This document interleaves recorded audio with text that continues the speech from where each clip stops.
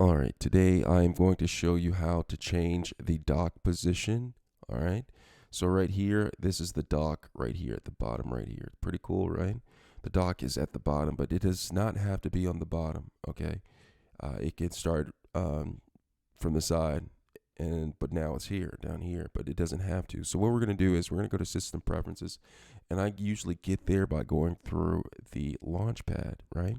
So once I go in the Launchpad, I go to System Preferences, and then I have this screen right here, and I'm going to find the dock icon. All right, you see the dock icon right here. I'm gonna click on to that, and then I am going to find the dock position. Okay, dock position.